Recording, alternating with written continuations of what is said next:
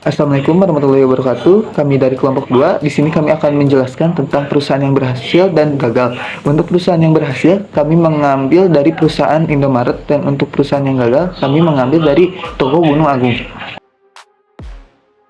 Assalamualaikum warahmatullahi wabarakatuh. Perkenalkan, nama saya Faradiba Maulidia. Sejarah berdirinya Indomaret berawal dari pemikiran untuk mempermudah penyediaan kebutuhan pokok sehari-hari karyawan. Maka pada tahun 1988 didirikanlah sebuah gerai yang diberi nama Indomaret. Sejalan pengembangan operasional toko, perusahaan tertarik untuk lebih mendalami dan memahami berbagai kebutuhan dan perilaku konsumen dalam berbelanja. Guna mengakomodasi tujuan tersebut, beberapa orang karyawan ditugaskan untuk mengamati dan meneliti perilaku belanja masyarakat. Kesimpulan yang didapat adalah bahwa masyarakat cenderung memilih belanja di gerai modern berdasarkan alasan kelengkapan pilihan produk yang berkualitas, harga pasti dan bersaing, serta suasana yang nyaman. Berbekal pengetahuan mengenai kebutuhan konsumen, keterampilan pengoperasian toko dan pergeseran perilaku belanja masyarakat ke gerai modern, maka terbit keinginan luhur untuk mengabdi lebih jauh bagi nusa dan bangsa. Niat ini diwujudkan dengan mendirikan Indomaret dengan badan hukum PT Indomarko Prismatama yang memiliki visi menjadi jaringan retail yang unggul, serta moto mudah dan hemat. Pada mulanya, Indomaret membentuk konsep penyelenggaraan gerai yang berlokasi di dekat hunian konsumen, menyediakan berbagai kebutuhan pokok maupun kebutuhan sehari-hari, melayani masyarakat umum yang bersifat majemuk, serta memiliki luas toko sekitar 200 meter persegi. Seiring dengan perjalanan waktu dan kebutuhan pasar, Indomaret terus menambah gerai di berbagai kawasan perumahan, perkantoran, niaga, wisata, dan apartemen. Dalam hal ini, terjadilah proses pembelajaran untuk mengoperasikan suatu jaringan retail yang berskala besar, lengkap dengan berbagai pengalaman yang kompleks dan bervariasi. Setelah menguasai pengetahuan dan keterampilan mengoperasikan jaringan retail dalam skala besar, manajemen berkomitmen untuk menjadikan Indomaret sebagai sebuah aset nasional. Hal ini tidak terlepas dari kenyataan bahwa seluruh pemikiran dan pengoperasian perusahaan ditangani sepenuhnya oleh putra-putri Indonesia.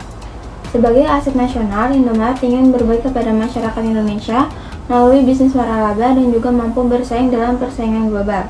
Oleh karena itu, visi perusahaan kemudian berkembang menjadi aset nasional dalam bentuk jaringan retail waralaba yang unggul dalam persaingan global. Konsep bisnis waralaba Indomaret adalah yang pertama dan merupakan pelopor di bidang minimarket di Indonesia. Sambutan masyarakat ternyata sangat positif, terbukti dengan peningkatan jumlah waralaba Indomaret dari waktu ke waktu. Konsep bisnis waralaba perusahaan juga diakui oleh pemerintah melalui penghargaan yang diberikan kepada Indomaret selaku perusahaan waralaba unggul 2003. Penghargaan semacam ini adalah yang pertama kali diberikan kepada perusahaan minimarket di Indonesia, dan sampai saat ini hanya Indomaret yang menerimanya. Indomaret berkembang sangat pesat dengan jumlah toko per Agustus 2023 ada 2.277. Sebagian besar pasokan barang dagangan untuk seluruh gerai berasal dari 42 pusat distribusi Indomaret yang menyediakan lebih dari 5.000 jenis produk. Kini, keberadaan Indomaret makin diperkuat dengan kehadiran Indogrosir, anak perusahaan dengan konsep bisnis pusat pergerakan. Bagaimana perkembangan Indomaret hingga saat ini? Indomaret adalah jaringan retail di Indonesia yang didirikan pada tahun 1988. Perusahaan dimulai dengan konsep penyediaan kebutuhan pokok sehari-hari bagi karyawan PT Indomarko Prismatama yang berlokasi di Ancol, Jakarta Utara. Seiring berjalannya waktu, Indomaret terus menambah toko di berbagai kawasan perumahan, perkantoran komersil, pariwisata, dan apartemen. Perusahaan telah mengembangkan konsep bisnis waralaba yang pertama dan pionir di bidang minimarket di Indonesia. Per Agustus 2023, Indomaret memiliki lebih dari 22.000 toko dan sebagian besar pasokan merchandise untuk seluruh toko berasal dari 42 pusat distribusi Indomaret yang menyediakan lebih dari 5.000 jenis produk. Visi perusahaan adalah menjadi aset nasional berupa jaringan retail waralaba unggul yang mampu bersaing secara global. Indomaret diakui sebagai perusahaan waralaba terkemuka di Indonesia dan telah menerima berbagai penghargaan, termasuk penghargaan perusahaan waralaba berprestasi 2003. Perusahaan ini dimiliki oleh PT Indo Retail Makmur Internasional Tbk yang terafiliasi dengan Grup Salim. Perseroan berencana menambah 1.500 sampai 1.700 toko pada tahun 2023. Indomaret telah mencapai kesuksesan dalam pertumbuhan bisnisnya melalui berbagai strategi dan inisiatif. Pendiri perusahaan Sudonot Salim mendirikan bisnis ini pada tahun 1988 dan secara bertahap mengembangkannya dari satu toko di Jakarta ke berbagai lokasi di seluruh Indonesia. Assalamualaikum warahmatullahi wabarakatuh. Perkenalkan, nama saya Latifah Az-Zahra. Apa faktor yang menyebabkan keberhasilan pada Indomaret? Yang pertama itu adalah lokasinya yang strategis. Indomaret memilih lokasi di dekat seperti pemukiman, pusat perbelanjaan, kampus, dan tempat umum lainnya yang mudah dijangkau oleh konsumen. Sehingga Indomaret berhasil menarik banyak pelanggan yang membutuhkan kebutuhan sehari-hari. Kemudian yang kedua adalah pengelolaan bisnis yang profesional. Indomaret dikenal memiliki sistem pengelolaan bisnis yang profesional mulai dari pengadaan barang, manajemen inventory, hingga pelayanan pelanggan, semua dijalankan dengan standar yang tinggi. Hal ini membantu menjaga kualitas produk dan layanan yang diberikan kepada pelanggan. Kemudian yang ketiga ada kerjasama dengan supplier lokal dan internasional. Dengan kerjasama ini, Indomaret dapat menawarkan beragam produk yang diminati oleh konsumen dengan harga yang kompetitif. Kemudian yang keempat ada dukungan dan pelatihan yang komprehensif. Indomaret selalu memberikan pelatihan kepada pemilik franchise, mulai dari pelatihan manajemen, operasional, hingga pemasaran. Semua disediakan oleh Indomaret untuk membantu pengelolaan bisnis yang sukses. Sehingga dukungan ini memastikan bahwa setiap gerai Indomaret itu memiliki standar yang sama dan juga dapat memberikan pelayanan terbaik kepada pelanggan. Kemudian ada yang kelima yaitu adaptasi dan inovasi. Seiring waktu Indomaret memperkenalkan seperti layanan baru, pembayaran online, kemudian ada pengiriman juga dan layanan keuangan sehingga bukan hanya sekedar toko kelontong biasa. Kemudian ada yang keenam yaitu penyebaran luas outlet. Luasnya outlet di mana-mana ini membuat konsumen dapat lebih mudah mengakses Indomaret sehingga mereka lebih mudah dalam memenuhi kebutuhan sehari-hari mereka. Selanjutnya ada ketersediaan produk yang beragam.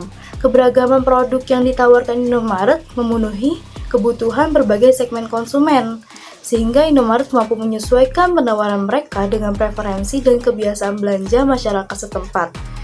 Kemudian selanjutnya adalah harga yang kompetitif. Dalam persaingan dengan toko serba ada lainnya, Indomaret seringkali menawarkan harga yang lebih terjangkau untuk produk-produk tertentu. Strategi ini tentunya berhasil menarik perhatian konsumen yang mencari produk dengan harga yang terjangkau, sehingga mereka memilih untuk berbelanja di Indomaret daripada di tempat lain. Dan faktor yang terakhir yaitu Indomaret selalu responsif terhadap kebutuhan pasar. Indomaret terus memantau perkembangan tren pasar dan juga kebutuhan konsumen. Mereka selalu siap untuk beradaptasi dengan perubahan-perubahan yang terjadi dan menyesuaikan strategi mereka. Misalnya, Indomaret menghadirkan berbagai produk dan layanan baru seperti layanan pengiriman barang dan pembayaran tagihan untuk memenuhi permintaan yang berkembang dalam era digital. Bagaimana keadaan Indomaret saat ini? Kita mulai dari tahun 2020. Gerai yang dimiliki Indomaret tahun 2020 sejumlah 18.271 gerai. Kemudian tahun 2021 sejumlah 19.133 gerai dengan nilai penjualan sebesar 6,2 miliar US dollar. Kemudian tahun 2022 sejumlah 21.026 gerai dan saat ini yaitu tahun 2023 sejumlah 21.801 gerai. Dengan rincian 60% gerai adalah milik sendiri dan sisanya adalah waralaba milik masyarakat. Data tersebut menunjukkan pertumbuhan yang signifikan dalam jumlah gerai Indomaret dalam beberapa tahun terakhir. Indomaret telah melakukan ekspansi ke berbagai wilayah di Indonesia, termasuk Jawa, Bali, Madura, Nusa Tenggara Barat, Nusa Tenggara Timur, Sumatera, Batam, Kalimantan, Sulawesi, Maluku, dan Sorong Papua. Hal ini menunjukkan upaya perusahaan dalam mencapai cakupan yang lebih luas dan memberikan akses mudah kepada pelanggan di berbagai lokasi. Sebagai perusahaan publik di mana saham Indomaret telah dicatatkan di Bursa Efek Indonesia dengan kode DINET didasari oleh kinerja yang baik dalam perusahaannya, berdampak ekspektasi positif pada perkembangan saham Dinet. Per tanggal 3 Juli 2023, harga saham Dinet berada pada posisi 4.200 per saham. Harga tertinggi 4.200, terendah 4.000, dengan volume 6.200 saham dan nilai transaksi sejumlah 14.183.999.488. Terjadi frekuensi sejumlah 32 kali dengan EPS 66 per lembar saham per 61 kali dengan peringkat 2 dari 26 kapitalisasi pasar industri terkait, peringkat 30 dari 868 pada pasar semua perusahaan yang tercatat di Bursa Efek Indonesia. Assalamualaikum warahmatullahi wabarakatuh. Perkenalkan, nama saya Karina Salsa Akmalia. Strategi pemasaran Indomaret. Yang pertama yaitu membuat aplikasi belanja. Saat ini, masyarakat cenderung berbelanja di toko yang praktis dan dekat dengan rumah untuk memenuhi kebutuhan. Selain itu, masyarakat juga beralih berbelanja secara online. Melihat tren itu, Indomaret pun melakukan upaya untuk mengikuti tren dengan memperluas jaringan toko ke lokasi-lokasi yang dekat dengan pelanggan. Secara paralel, Indomaret juga mengajak masyarakat berbelanja melalui platform digital yang dimiliki perusahaan. Lalu yang kedua yaitu menggandeng UMKM. Indomaret menggandeng UMKM untuk memasok produk-produk seperti makanan dan minuman. Produk UMKM memiliki potensi berkembang karena memiliki ciri khas yang berbeda-beda di setiap daerah. Untuk memperkuat produk UMKM, perusahaan melakukan pelatihan bagi pelaku usaha. Pelatihan itu meliputi pengembangan produksi hingga pengemasan. Lalu yang ketiga yaitu lokasi yang strategis. Indomaret telah sukses menerapkan strategi penempatan diri di lokasi-lokasi strategis sebagai salah satu pilar utama dalam kesuksesannya di dunia retail Indonesia. Dalam upaya ini secara cermat memilih lokasi-lokasi yang memiliki potensi besar untuk menjangkau beragam segmen konsumen. Sejarah berdirinya Toko Gunung Agung. Dinukil dari berbagai sumber, Toko Buku Gunung Agung didirikan oleh Cowite alias Haji Mas Agung pada 1953 silam. Kala itu, barang yang diperjualbelikan adalah rokok. Melihat peluang menjanjikan, Tyson Kongsi kemudian membuka toko buku impor dan majalah. Kios mereka masih sederhana dan berlokasi di Jakarta. Seiring berjalan waktu, keuntungan yang dicatat buku lebih besar ketimbang penjualan rokok dan bir yang awalnya ditekuni Tyson Kongsi. Lantas, Kongsi ini pun menutup usaha rokok dan bir untuk fokus ke toko buku. Kemudian, pada 1951, Cowite membeli sebuah rumah sitahan kejaksaan di Jalan Kuitang, nomor 13 Jakarta Pusat. Rumah tersebut ditata sedemikian rupa menjadi percetakan kecil pada bagian belakang. Seiring perkembangan bisnis yang semakin besar dan kompleks di awal fase kemerdekaan RI ini, Haji Mas Agung lantas mendirikan perusahaan baru yang menerbitkan dan mengimpor buku bernama Firma Gunung Agung. Namun sayang, langkah tersebut tidak sejalan dengan Lee Tyson sehingga ia memutuskan mundur dari kongsi tersebut. Dengan berdirilah Firma Gunung Agung yang ditandai dengan perhelatan pameran buku di Jakarta pada 8 September 1953. Perusahaan pun terus berkembang dengan dukungan para penyair, penulis, cendekiawan, dan para jurnalis. Tidak sampai situ, berbekal keinginan untuk meningkatkan literasi masyarakat Indonesia, Haji Mas Agung kemudian menyelenggarakan pameran buku pertama di Indonesia pada 1954. Pada kala itu, pameran mendapat sambutan hangat dari masyarakat. Tahun-tahun berikutnya, Haji Mas Agung kian mengembangkan perusahaan hingga menjadi salah satu jaringan toko buku terbesar di tanah air seperti saat ini. Bahkan, saat memasuki tahun 2000-an, perusahaan memperluas lini produk dengan menjual alat tulis, kebutuhan sekolah, barang mewah, barang olahraga, alat musik, otomatisasi atau peralatan kantor, dan produk teknologi tinggi. Pada tahun 2010, Toko Gunung Agung memiliki sekitar 30 cabang di kota besar Jawa dan Bali dengan luas area penjualan 28.000 meter persegi. 20 cabang diantaranya berada di Jakarta dan sekitarnya. Selain memiliki Toko Gunung Agung, PT GA 13 kemudian juga memiliki 4 cabang toko buku dengan merek dagang TGA Bookstore. Perusahaan kini memiliki 3 anak perusahaan, yaitu PT Perdana Makmur Agung yang bergerak di bidang ekspor impor dan distribusi, PT Ayu Mas Agung yang bergerak di bidang perdagangan valuta asing, dan PT Timpani Agung yang bergerak di dalam bidang penerbitan. Namun, sejarah panjang toko Gunung Agung akan segera berakhir usai. Gerai terakhir mereka di Kuitang yang menjadi toko pertama dan terakhir yang dimiliki toko Gunung Agung. Bagaimana perkembangan toko Gunung Agung hingga mengalami kepailitan? Toko buku Agung yang didirikan oleh Jiao Witei pada tahun 1953 mengalami kebangkitan dan kepailitan dalam beberapa tahun terakhir. Berikut adalah beberapa faktor yang berkontribusi pada perkembangan toko buku ini. Yang pertama yaitu pengalaman pemilik. Jiao Witei saat tanya Haji Masagung mengalami kebangkitan pada tahun 1953 dengan mendirikan firma Gunung Agung. Namun, setelah 70 tahun berkembangnya, perusahaan ini mengalami kepailitan. Kemudian ada pandemi COVID-19.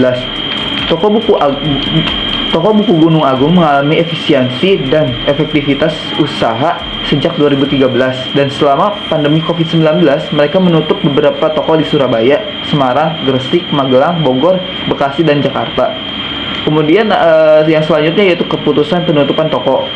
PT GA13, pemilik toko buku Gunung Agung menyatakan bahwa mereka akan menutup seluruh tokonya pada akhir 2023. Direksi toko buku Gunung Agung menyampaikan bahwa keputusan tersebut terpaksa menjadi pilihan terakhir mereka karena tidak mampu bertahan dengan tambahan kerugian operasional per bulannya yang kian membengkak. Kemudian yang terakhir yaitu ada perubahan kepemilikan. Sebelum rencana menutup semua gerai, sebelum sempat menutup sejumlah tokonya pada tahun 2020 lalu, penutupan toko buku dilakukan secara bertahap. Dan mereka memastikan penutupan yang dilakukan telah berpedoman pada peraturan perundang-undangan yang berlaku. Penyebab toko buku Gunung Agung mengalami kebangkrutan. Yang pertama yaitu beralih ke format digital. Saat ini, terjadi pergeseran perilaku konsumen yang signifikan dengan munculnya e-book dan platform online untuk membeli serta membaca buku. Masyarakat banyak yang lebih memilih kenyamanan mengunduh dan membaca buku melalui perangkat elektronik. Lalu yang kedua yaitu persaingan dengan toko retail daring. Toko buku online seperti Amazon, Tokopedia, dan Shopee menawarkan beragam pilihan buku dengan harga yang kompetitif. Mereka juga memiliki kelebihan dapat langsung mengirim buku ke rumah. Lalu yang ketiga yaitu biaya sewa dan operasional yang meningkat. Mengoperasikan toko fisik melibatkan berbagai biaya, termasuk sewa, utilitas, dan gaji karyawan. Dalam beberapa tahun terakhir, biaya sewa di daerah komersial mengalami peningkatan yang signifikan pada sejumlah kota di Indonesia. Lalu yang keempat yaitu perubahan kebiasaan membaca. Generasi muda saat ini semakin terlibat dengan konten digital dan menghabiskan lebih banyak waktu di smartphone, tablet, dan komputer. Media sosial, berita daring, dan platform hiburan telah menjadi lebih dominan dibandingkan buku dan majalah. Lalu yang kelima yaitu pandemi COVID-19. Pandemi COVID-19 telah memberikan dampak yang serius bagi banyak bisnis, termasuk toko buku offline. Pembatasan kegiatan, penutupan bisnis non-esensial, dan penurunan ekonomi secara keseluruhan telah mempercepat tantangan yang dihadapi oleh toko buku fisik. Bagaimana keadaan toko Gunung Agung saat ini?